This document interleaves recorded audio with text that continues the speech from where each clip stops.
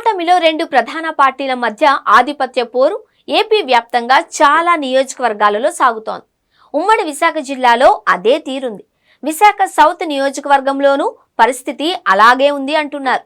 అక్కడ టీడీపీ, జనసేన పార్టీలకు చెందిన ఇద్దరు ముఖ్య నాయకుల మధ్య ఆధిపత్య పోరు సాగుతోంది. ఫలితంగా ఉత్తరాంధ్ర ఎలవేల్పు అయిన శ్రీ కనక మహాలక్ష్మి అమ్మవారి మార్గశిర మాసోత్సవ వేడుకలకు సంబంధించి ఉత్సవ కమిటీని కూడా దేవాదాయ శాఖ వేయలేని స్థితి ఏర్పడింది అంటున్నారు.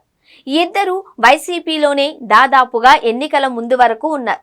ఈ ఇద్దరిలో ఒకరైన వంశీకృష్ణ శ్రీనివాస్ జనసేనలో చేరి ఎమ్మెల్యే టికెట్ సంపాదించి శాసనసభ్యుడయ్యారు. రెండవ వారు సీతంరాజు సుధాకర్. ఆయన టీడీపీలో చేరి ఎమ్మెల్యే టికెట్ కోరిన పొత్తుల కారణంగా కుదరలేదు. పార్టీ ఆయనను సౌత్ కు టీడీపీ ఇన్ఛార్జిగా చేసింది. ఆయనకు ఇటీవల నామినేటెడ్ పదవి దక్కింది. దాంతో ఆయన తన అధికార హవా చూపిస్తున్నారు. అమ్మవారి ఉత్సవాలకు సంబంధించి పేర్లను అన్ని టీడీపీ వారితోనే నింపి ఆయన జాబితా ఇచ్చారు.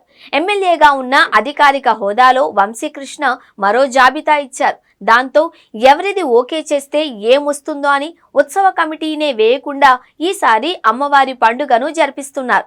ఈ ఒక్క విషయమే కాదు, చాలా విషయాలలో ఎమ్మెల్యే వర్సెస్ టీడీపీ ఇన్ఛార్జ్ అన్నట్లుగా సౌత్ పాలిటిక్స్ సాగుతున్నాయి.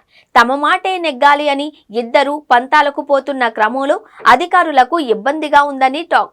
వచ్చే ఎన్నికల్లో ఇక్కడ నుంచి పోటీకి సీతంరాజు రంగం సిద్ధం చేసుకుంటున్నారు. అయితే జనసేనను సౌత్ లో స్ట్రాంగ్ గా చేయాలి అని ఎమ్మెల్యే చూస్తున్నారు. దాంతో రాజకీయ లడాయి అలా సాగుతోంది.